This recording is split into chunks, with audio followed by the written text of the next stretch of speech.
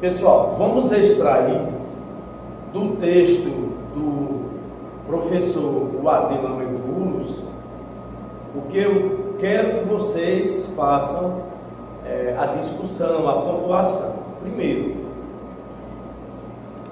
o princípio de interpretação constitucional. Esses princípios de interpretação do texto constitucional, eles são enunciados científicos, são elaborações do espírito humano, no sentido, não é, de uma interpretação, de uma elaboração doutrinária.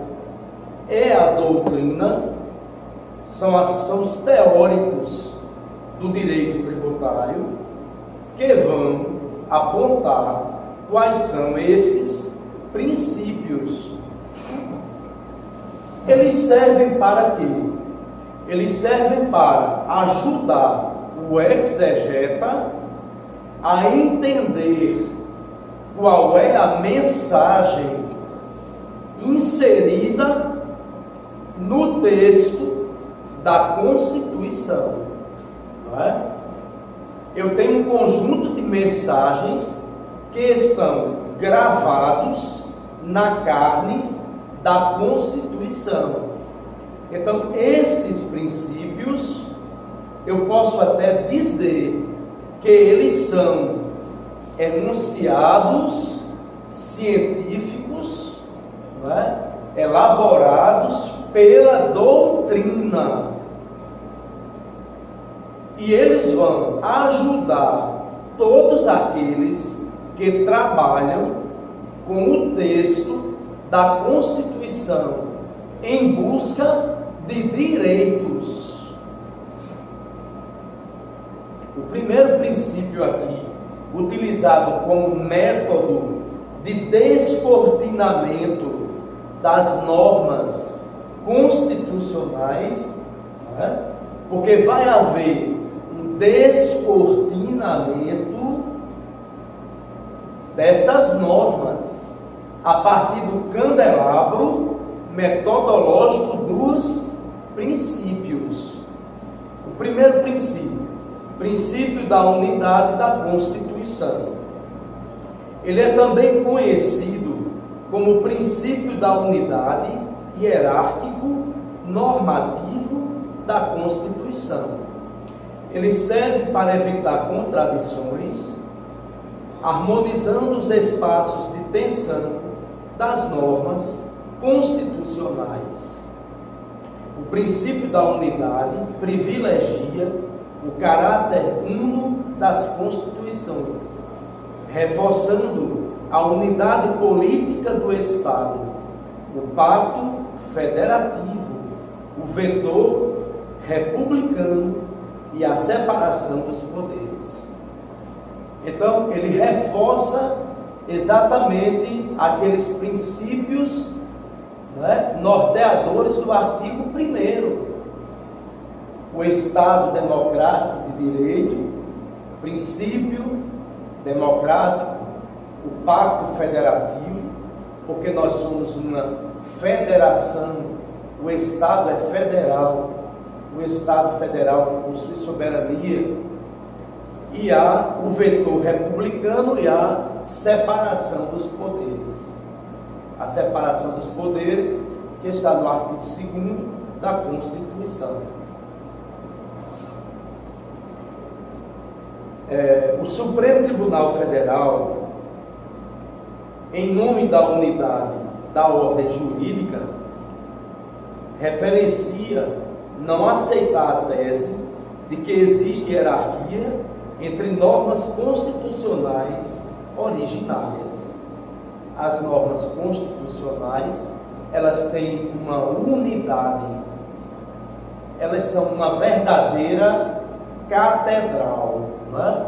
Funcionam como se fosse um só. O segundo princípio é o princípio da correção funcional. Ele é corolário do princípio da unidade da Constituição A diretriz da correção funcional procura assegurar a supremacia da Constituição mediante interpretações que preservem a constitucionalidade das suas normas.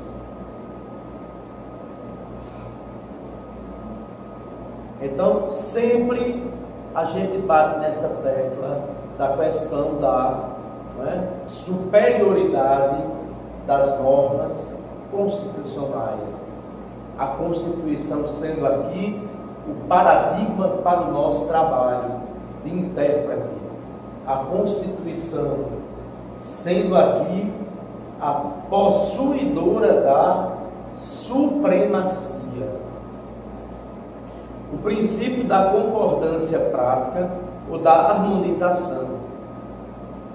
A meta desse princípio é coordenar, é harmonizar, é combinar os bens constitucionais que são conflitantes, evitando o sacrifício de uma norma em detrimento de outra.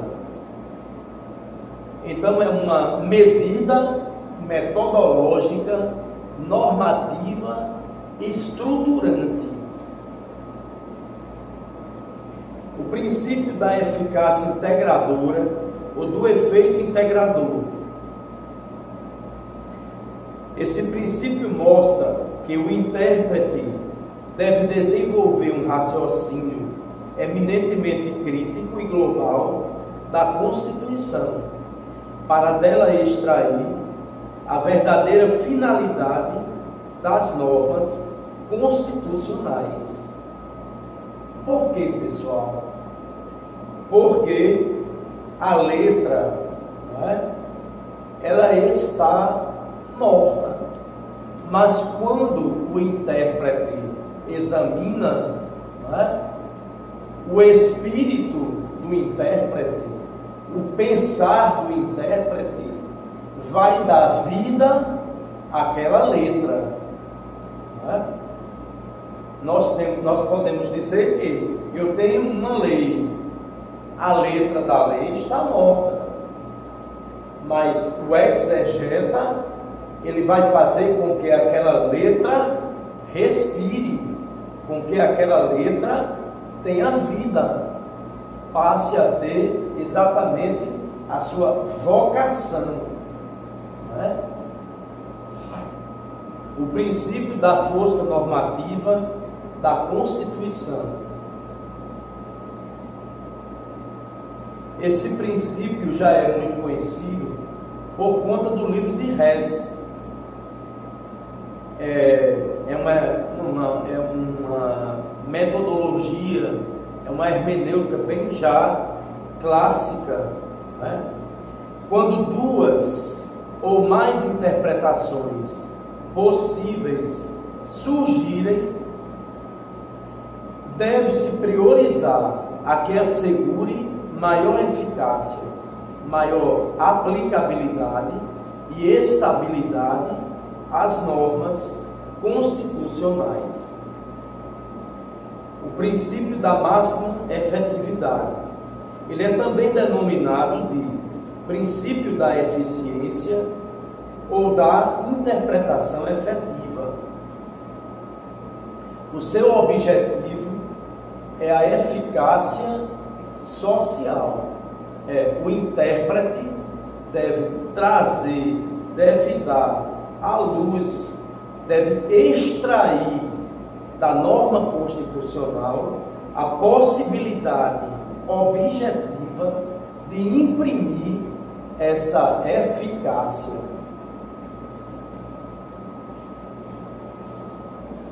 O princípio da razoabilidade ou da proporcionalidade. Esse princípio mostra que o intérprete deve ter bom senso, que o intérprete deve ter prudência, moderação. A prudência, o bom senso, a moderação são necessárias à exegese de qualquer norma constitucional de qualquer texto, de qualquer lei. Esse princípio é largamente aplicado pelo Supremo Tribunal Federal nos diferentes setores da experiência jurídica. O princípio da conformidade ou da justeza constitucional. Ele é também chamado de princípio da interpretação das leis em conformidade com a Constituição.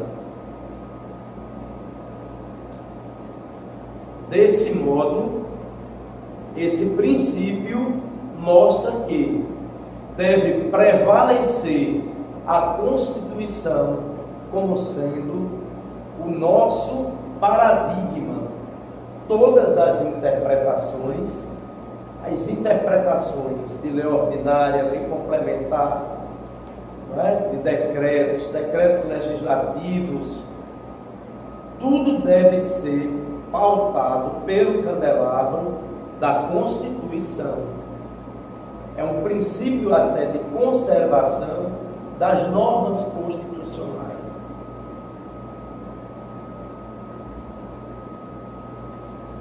Vamos ver agora as 3 técnicas apontadas por Bolos.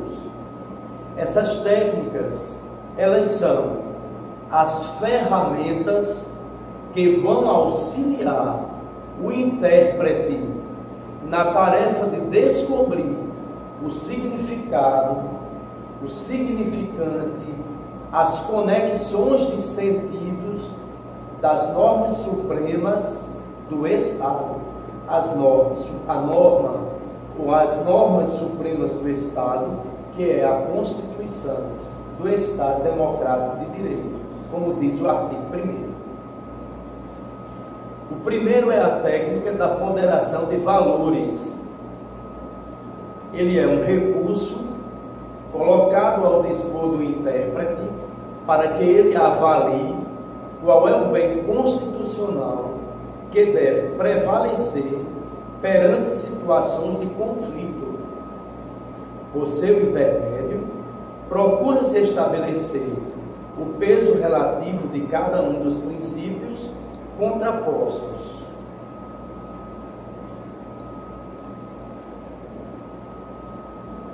O segundo é a técnica da otimização de princípios. A otimização dos princípios é a técnica que permite ao intérprete extrair o que existe de melhor na substância das disposições constitucionais. E por último, a técnica da filtragem constitucional. Ela serve para que a Constituição seja uma verdadeira lente para a interpretação.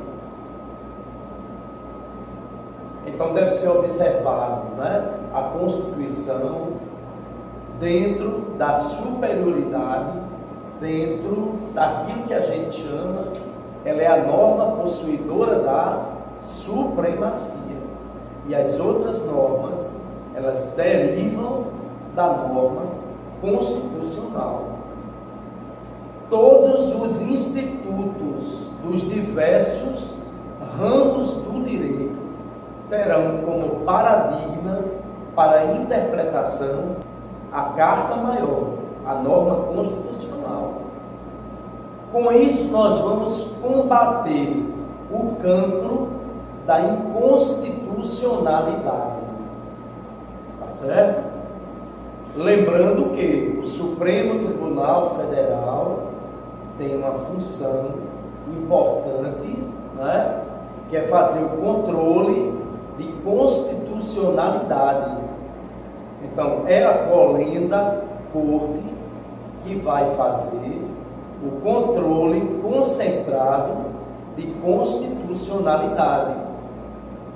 E todo o sistema jurídico fará o que a gente chama de controle de constitucionalidade difuso.